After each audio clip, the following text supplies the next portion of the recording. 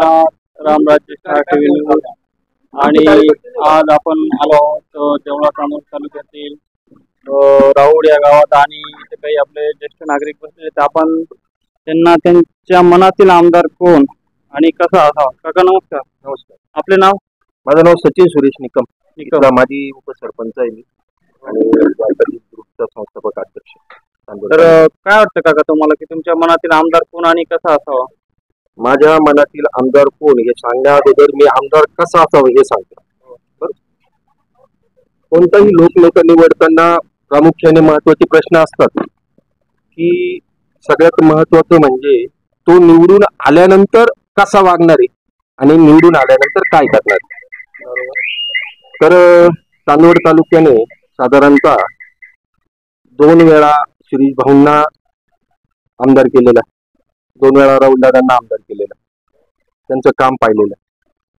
परंतु आता नवीन एक नेतृत्व ज्याच्याबद्दल तरुणांना विशेष आकर्षण आहे, महिला वर्गात एक भाऊ म्हणून त्यांच्याकडे पाहिलं जातं, वारकरी मंडळींना ज्यांचं साथ घातलेली आहे अशी केदारनाना आहे.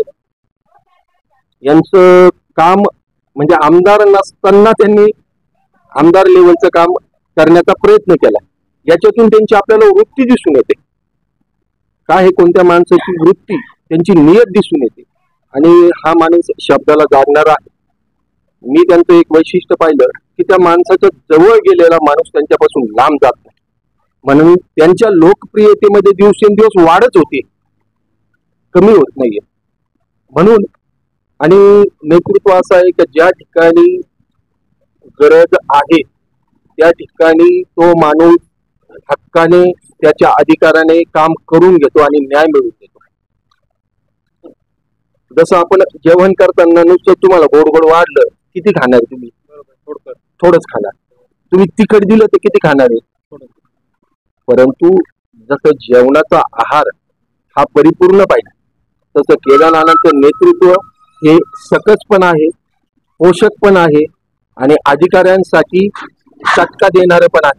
म्हणजे काकांचं म्हणणं आहे की केदारनाना हे कुठलाही पद प्रतिष्ठा नसताना देखील आज त्यांच्या सांगितल्याप्रमाणे अधिकाऱ्यांच्या मनात एक वर्तक निर्माण केलेला आहे आणि कुठल्याही प्रकारचा नेता असो या कुठल्याही प्रकारच्या समस्या गावातील कुठल्याही प्रकारच्या असो विविध प्रकारच्या, तर त्या समस्यांचं निवारण त्यांनी आमदार लेवलच्या स्तरावर नसताना देखील ते करून दाखवलेले. तर त्यांच्या कामाची पावती म्हणून आज त्यांची पसंती जाते. तर केदारनाना आहेर आणि सध्या केदारनाना आहेर हे अपक्ष पक्षाचे उमेदवार असो आणि देवळा तांदूळ मतदारसंघाचे आपली उमेदवारी करत आहेत. आणि राऊर गावात काकांनी त्यांच्या मनातील आमदार देखील सांगून दाखवलेलं आहे की त्यांच्या मनातील आमदार येणारा भावी पिढीतला जर असेल तर जेणेकरून तो देवळा तांदूळ मतदारसंघाचे कायापालट कर्तृत्व असते म्हणजे केदारनाना आहेर यांची पसंती आहे. तर आपण परत दादांना विचारूया की जर डॉक्टर राहुल आहेर बंधू आहेत तर मग काय वाटतं तुम्हाला? आता त्याच्यावर मी भाष्य नाही करत. केदारनाथांच्या भाऊक भाषणातून आपण हे पाहिलेलं आहे की भावाने भावाला दिलेला शब्द, आणि मी पण भारतीय जनता पार्टीचंच काम करतो आणि आम्हाला पण माहित होतं की राहुल दादांनी केदारनाना आहेर यांना शब्द दिलेला आहे. पत्रकार परिषदेत त्यांनी सांगितलं होतं की केदारनाना आहेर यांना मी उमेदवार म्हणून जाहीर करतो. नंतर काय गोष्टी घडल्या त्याच्याबद्दल आपल्याला माहिती नाही, परंतु मनातून राहुल दादांचं सुद्धा सुरुवातीला होतच ना म्हणणं, त्यांनी पत्रकार परिषद घेऊन सांगितली. त्याच्यामुळं केदारनाथांना 100% संधी द्यायला पाहिजे होती, परंतु जरी नाही दिलं. आणि मागा तुम्ही बोलले केदारनाथ अपक्ष उमेदवार, जरी तुमच्या याच्यानुसार घटनेनुसार किंवा आपण याच्यानुसार म्हणतो की अपक्ष उमेदवार, परंतु मी म्हणाल की सर्व पक्षीय सर्व मान्य उमेदवार. तर नक्कीच दादा. आणि जर केदारनाना आहेर आगामी विधानसभेत जाऊन जनतेचा आवाज जनता दरबार शासन दरबारी पोहोचवतील, केदारनाना आहेर हा शब्द दिलेला पाळणार आहे. बोलले आणि ते केलं नाही असं एकही उदाहरण नाहीये. किंवा जनतेला कोणाला विचारा तुम्ही की केदारनाथांनी बोललं आणि ते केलं नाही असं एक जरी उदाहरण दाखवा. ते उदाहरण नाही. वरून केदारनाथांनी हे पण सांगितलं, जर माझ्या मतदारसंघासाठी तुम्ही दिलेली आमदारकी ववाळून टाकायची वेळ आली तरी मी ती आमदारकी तुमच्यासाठी लोकप्रतिनिधी लोकांसाठी ती आमदारकी सुद्धा ववाळून टाकीन असा म्हणणारा दुसरा नेता तरी नाहीये. तर आपण बघताय की राहुल गावातील एक छोटेसे कार्यकर्ते पण त्यांच्या मनात केदारनाथ आहे आणि त्यांचं काम म्हणूनच ते नानांच्या कामाची पावती देत आहे. तर आपण असं म्हणायला हरकत नाही की त्यांच्या मनातील आमदार म्हणजेच ओनली फॉर केदारनाथ. येस. धन्यवाद. नमस्कार, आपण बघत आहात रामराज्य स्टार टीव्ही न्यूज आणि आज देवळा चांदवड मतदारसंघातील चांदवड तालुक्यातील राहुल या गावात आपण आज पोहोचलो आहोत आणि देवळा चांदवड मतदारसंघात सध्या विधानसभेची रणधुमाळी चालू असताना अवघ्या काही दिवसातच इलेक्शन आहे. तरी आपण राहुल या गावातील जनतेच्या मनातील आमदार कोण, जनतेचा कौल घेऊ. दादा नमस्कार. दादा नमस्कार. नमस्कार. आपलं नाव? भाऊसाहेब खैरे. दादा तुम्हाला काय वाटतं देवळा चांदवड मतदारसंघात जर बघायला गेलं तर एकंदरीत विद्यमान आमदार डॉक्टर राहुल आहेर असतील, अपक्ष उमेदवार असतील मंगलताई भंडारे किंवा वंचित बहुजन आघाडीचे असतील मंगेश भाऊ संतोष भाऊ केदारे किंवा अपक्ष पक्षाचे उमेदवार असतील केदारनाथ आहेत, तसेच गणेश भाऊ निंबाळकर पार्थ गणेश. तुम्हाला काय वाटतं तुमच्या मनातील आमदार कोण आणि कसा असावा? केदारनाथाचा जोर आहे सांगतात केदारनाथ. तर केदारनाथाकडनं जर निवडून आहे ते तुम्हाला काय अपेक्षा आहे? अपेक्षा चांगलं काम करतील बघा. नवीन एक डॅशिंग नेतृत्व, डॅशिंग नेतृत्व आहे, चांगलं काम करतो. व्यक्तिमत्व. हो. धन्यवाद दादा. सगळं नमस्कार. हा ये. आपण बघू शकता काही ज्येष्ठ नागरिक बसलेले आहेत. तर आपण त्यांच्या मनातील आमदार कोण प्रतिक्रिया जाणून घेऊया. बाबा नमस्कार. नमस्कार. आपले नाव? पोपट शंकर. हा? पोपट शंकर पवार. पोपट शंकर पवार. काय वाटतं बाबा तुम्हाला की यंदा देवळा चांदवड मतदारसंघात कोण आमदार झाला पाहिजे? तुमच्या मनातील आमदार कोण? तुम्ही कडले जेवढा नाही, आम्ही रिपोर्टर आहोत. तर तुमच्या मनातील आमदार कोण? त्याच्यात आता विद्यमान आमदार असतील डॉक्टर राहुल असतील किंवा अपक्ष उमेदवार मंगलताई भंडारे असतील किंवा वंचित बहुजन आघाडीचे संतोष भाऊ केदारे असतील किंवा अपक्षाचे केदारनाथ आहेर असतील, तसेच संघटनेचे गणेश भाऊ निंबाळकर असतील किंवा श्रीभाऊ कोतवाल असतील. तुमच्या मनातील आमदार कोण? जगात पांगल आम्ही सांगितलं. हा, जगात पांगल आम्ही जर एका माणसं नाव सांगितलं जगात पांगलला नाही नाही, मग हे जन्मत आहे ना, त्याच्यात काही अडचण नाही ना. तुमच्या मनातील आमदार कोण? कारण की तुम्हाला जर देवळा चांदवड तुमच्या मतदारसंघातला जर विकास पाहिला असेल तर मग तुम्ही आता कुठे थोडं ठेवू शकता. तुम्हाला कोणता ना कोणत्या आमदार निवडून देणंच आहे ना. मग शेवटी कसं आहे, हे जवळचे आसपास लोक वाईट होतील ना असं जबाबदार आले. अहो तिथे वाईट काही संबंधित येत नाही. कारण की तुम्हाला तुमच्या मनातील आमदार, कारण की जेणेकरून तुमच्या आमदाराने देवळा चांदवड मतदारसंघातील जर बघायला गेले तर पूर्व भागात सर्वात महत्वाची गोष्ट की पाणी हा प्रश्न आहे. बरोबर आहे. शेतीसाठी जर पाणीच नसलं तर तुम्ही माल कुठनं पिकवणार आहेत, कांदे कुठनं पिकवणार आहेत? मग त्याच्यामुळे या समस्या सोडवण्यासाठी तुम्हाला कुठला तरी एक तुमचा हक्काचा आमदार हवा आहे देवळा चांदवड मतदारसंघासाठी. बरोबर आहे ना? आमच्यासारखे जेड्या वागणे कसं आहे, लोक मतलब करून देते. आपण तुम्हाला जर नाव सांगितलं ते सगळे जे आमदार आहे सगळे वाईट होऊन जातील आणि ते पुढे आमच्या संघ तरच देतील आम्हाला. काही गोष्टी कशा शेतकऱ्याला आणि अडचणी राहत्या. आपण याच्याकडे गेलो तो काय म्हणाले जात्या आमदार का तुम्ही त्याला म्हणते. ठीक आहे बाबा. बाबा थोडे संभ्रमणात पडलेले आहेत. बाबा नमस्कार. काय वाटतं बाबा तुम्हाला तुमच्या मनातील आमदार? डॉक्टर राहुल आहेर. आधी सांगते पाहिजे राहुल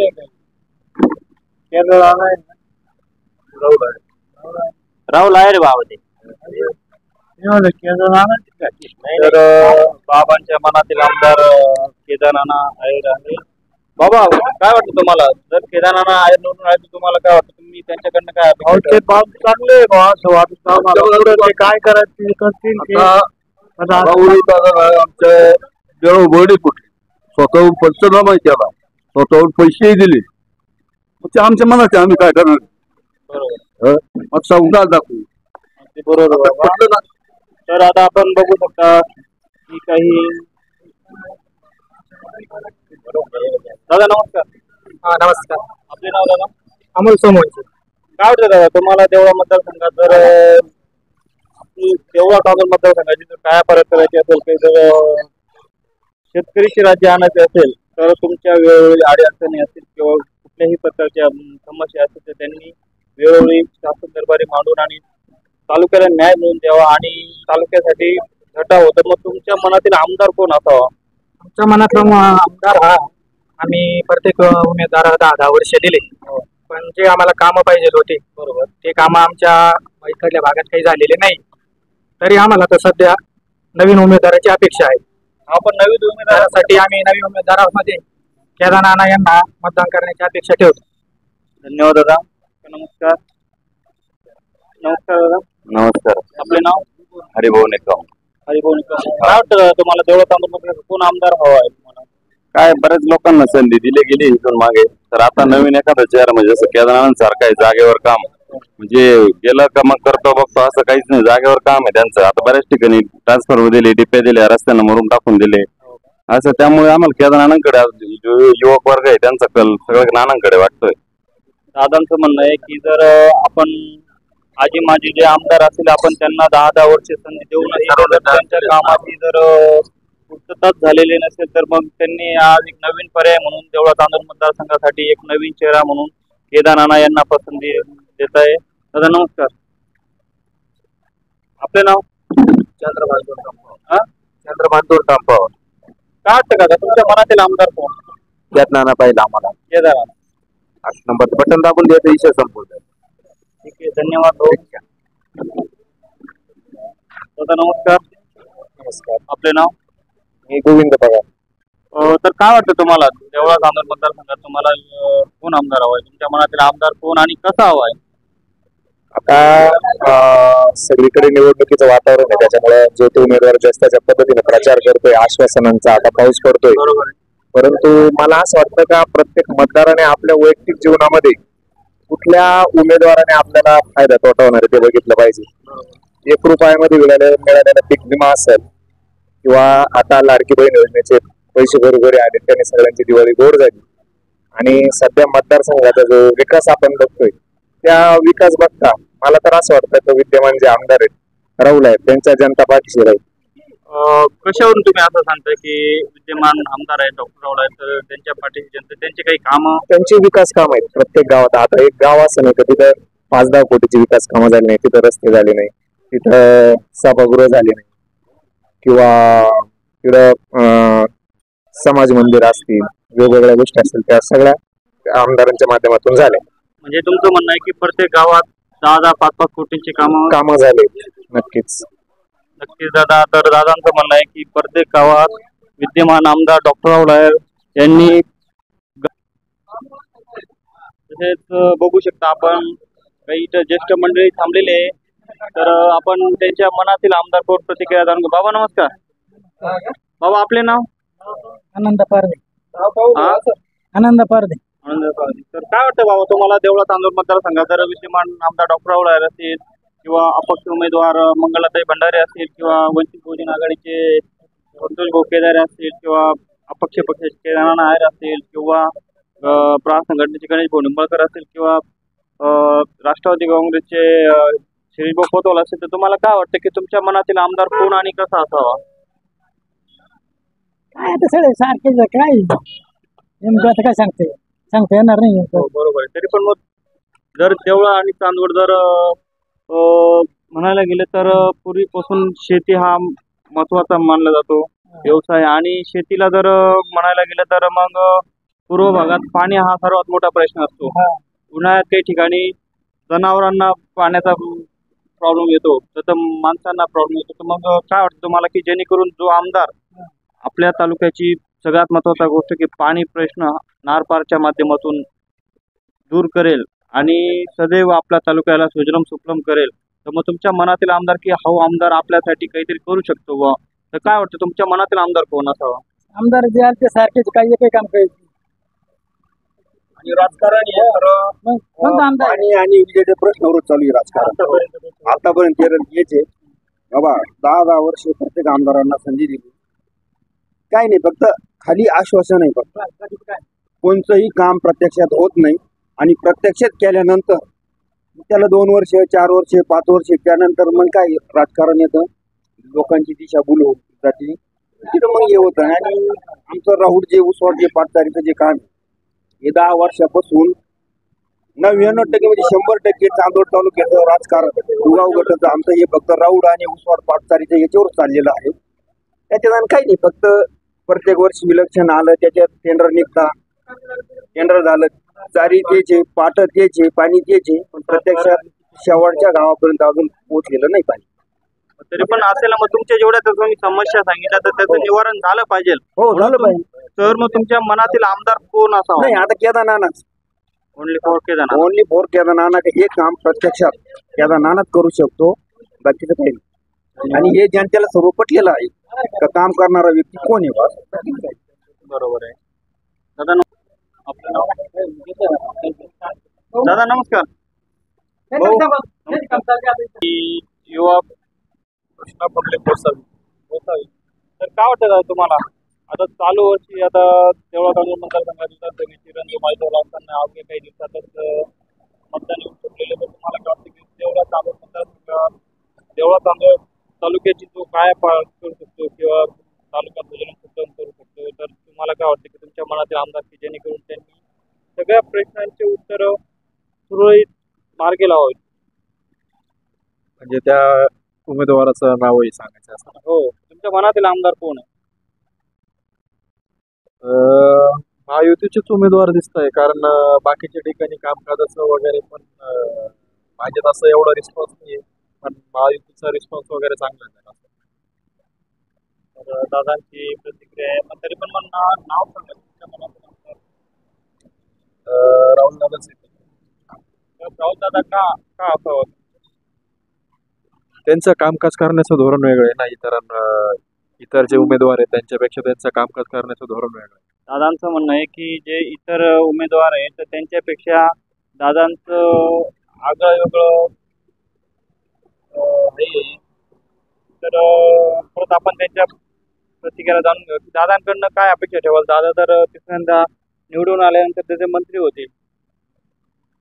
त्यांनी चांदोड प्रांताचा आणखी जास्त विकास करावा. जो प्रांतवाद आहे तो पण मिटला पाहिजे. प्रांतवाद कसा का झाला?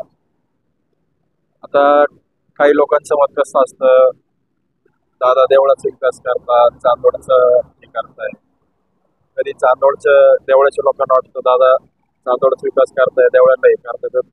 तसं लोकांमध्ये मतभेद न होता दादांनी चांदोड देवळा हे सामान धरलं पाहिजे. तुम्हाला वाटतं का दादा नेमकं देवळ्या गटातच काम करता का तांदूळची गटात काम करता?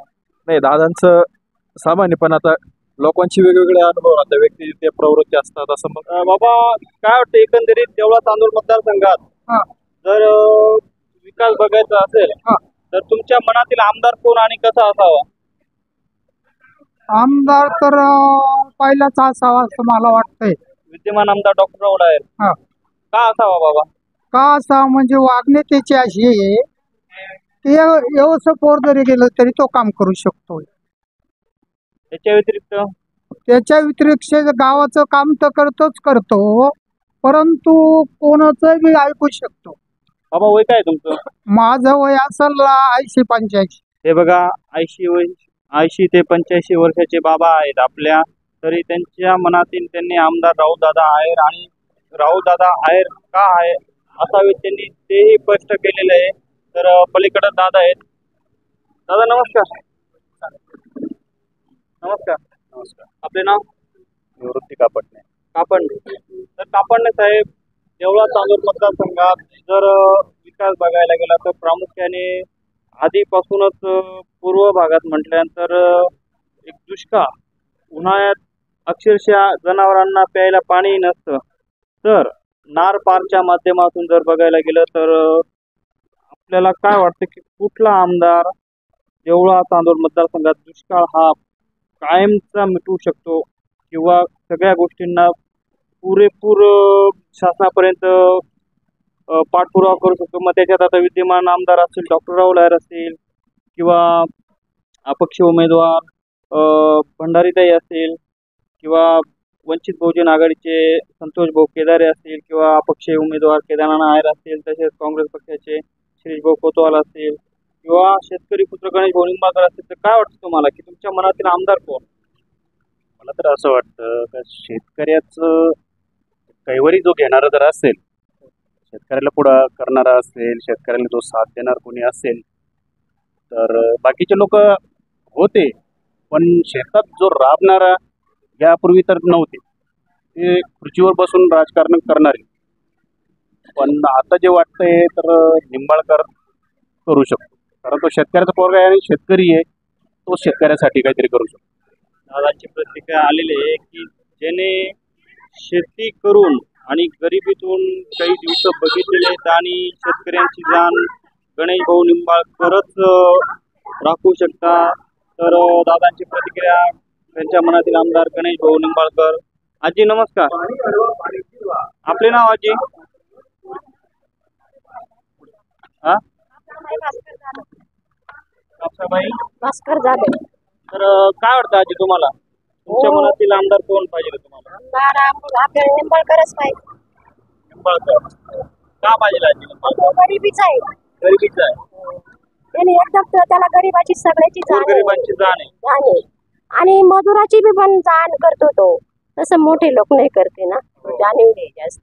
बरोबर, म्हणून तुम्हाला गणेश भाऊ निंबाळकर. दादा नमस्कार, आपले नाव? साजिद शेख. काय वाटतं तुम्हाला कशामध्ये? एकंदरीत समजा जर देवळा चांदवडचा जर पाणी प्रश्न असेल किंवा वाढत्या युवकांच्या ज्या समस्या असतील, रोजगार उपलब्ध किंवा काय असतं की देवळा चांदवड मतदारसंघात आधीपासून तर दुष्काळ आहेच, पण तरीही काही जी युवा पिढी आहे ती वाईट व्यसनाकडे प्रवाहाला जात आहे. तर मग समजा जर तालुक्याला जर काही अशी MIDC असेल तर त्या स्वरूपात काही काळात तरुणांना कामधंदे उपलब्ध होतील आणि जेणेकरून ते वाईट प्रवाहापासून अलिप्त होतील. तर त्याच्यामुळे तुम्हाला त्या मनातील आमदार कोण की जेणेकरून या सर्व समस्यांचं निवारण करू शकतो? बघा, आता 3 उमेदवारचा मातब्बर आहे चांदवड तालुक्यात. एक नवीन उमेदवार निंबाळकर आहे. तर 3 मातब्बर आहेत, सगळे 4ही उमेदवार चांगले, कोणी वाईट नाही, पण काम करणारा उमेदवार पाहिजे. काम तर याआधी भरपूर, म्हणजे शिरीष कोतवाल झाले, तुमचे राहुल आहेर झाले, आता केदारनाथांना पण नवीन संधी मिळाली, केदारनाथ चांगले, निंबाळकर पण चांगले. पण ते महत्व नाही का कोण आमदार व्हायला पाहिजे, काम कोणी केलं ते महत्वाचं आहे. आता समजा मतदाराच्या पार्श्वभूमीवर कोणी पण सगळे सांगतात प्रत्येक आम्ही करू, हे करू, ते करू, पण आमदार झाल्यानंतर ती काय पूर्ण त्याला पाठबळ मिळायला पाहिजे त्या कामाला. कोणी पण ती ग्वाही दिली, शाश्वती दिली काय कामाची. आता रोजगार म्हटल्यावर चांदवडमध्ये काहीच रोजगार नाही, युवा पिढीला काहीच नाही. चांदवडला काही सुविधा आहे काहीच आहे. आता MIDCचा विचार आहे, आता MIDC चांदवडला व्हायला आमची इच्छा आहे. तिथं रोजगार भरपूर करून युवा पिढीला रोजगार उपलब्ध मिळेल, काही भरपूर लोकांना रोजगार मिळेल त्याच्या माध्यमातून.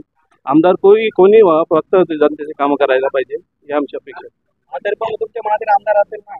मनातले 4ही आमदार जो आला तो आमचा मनातला आहे आमदार. असं नाही का आम्ही गणेश निंबाळकर किंवा केदारनाथ किंवा राहुल आहेर किंवा शिरीष कोतवाल नाही, नाव जो आमदार आहे त्यांनी काम करायला पाहिजे, नाव नाही सांगू शकत. नाव दादांचं म्हणणं की जे 4 उमेदवार रिंगणात आहे, तर दादांचं म्हणणं आहे की जेही आमदार म्हणून तालुक्याला लाभतील तर ते 100% काम करतील.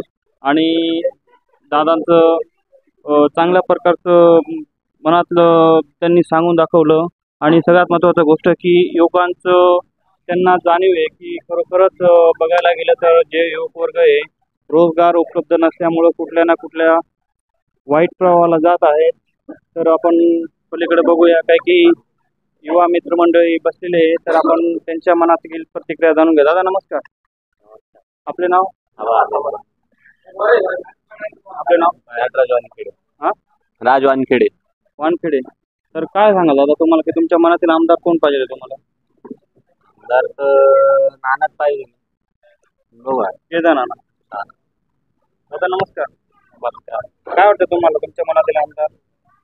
आमदार काय कामाला जॉब काही नाही. हा मग तेच तर समजा आता जेवढी युवा पिढी आहे बसलेली, जर त्यांना MIDCच्या स्वरूपात देवळा तांदूळ मतदारसंघात काही का होईना जी युवा पिढी आहे तर ती कुठे ना कुठं वाईट प्रवाहाला जात आहे. रोजगार उपलब्ध नसल्यामुळं कुठल्या ना कुठल्या परिस्थितीत आहे. तर तुम्हाला काय वाटतं की समजा जर युवा पिढीसाठी MIDC उपलब्ध करून कोणता आमदार देऊ शकतो आणि काय वाटतं तुमच्या मनातील आमदार कोण देऊ शकतं ते माहिती नाही ना.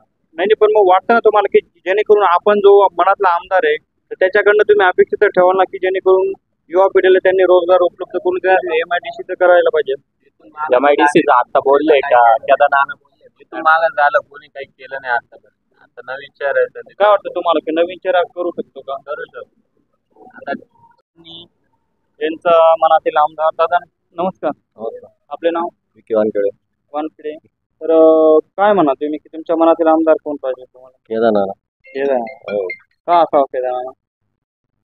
कारण की आता नवीन यांना चान्स दिला पाहिजे. वाटतं ते काही करू शकतील असं. नवीन तरुण पिढीसाठी ते काहीतरी करू शकतील असं. तर दादांचं ही प्रतिक्रिया आली हे केदार नाना त्यांच्या मनातील आमदार पाहिजे. दादा नमस्कार. काय वाटतं तुम्हाला की तुमच्या मनातील आमदार कोण पाहिजे तुम्हाला? मनातला आमदार ते नाही सांगते पण केदार नाना सगळ्यांचंच म्हणणं आहे. तर असं म्हणायला काय हरकत नाही की जर आज युवकांचे श्रद्धास्थान म्हणून जर केदारनाथ सर्व युवकांच्या मनात ध्यानात आहे. तर दादा नमस्कार. काय वाटतं तुम्हाला? Kedarnath only for Kedarnath. दादा तुम्हाला? दादा तर असं म्हणायला हरकत नाही की आज जे ही युवा पिढी आहे तर त्यांचं एक मनातलं ध्यानात जर श्रद्धास्थान असेल तर ते अपक्ष पक्षाचे देवळा तांदूळ मतदारसंघाचे केदारनाथ आहेत. तर आपण आज जाणून घेतलेले आहेत की देवळा तांदूळ मतदारसंघातील राहुल या गावकऱ्यांच्या मनातील आमदार कोण.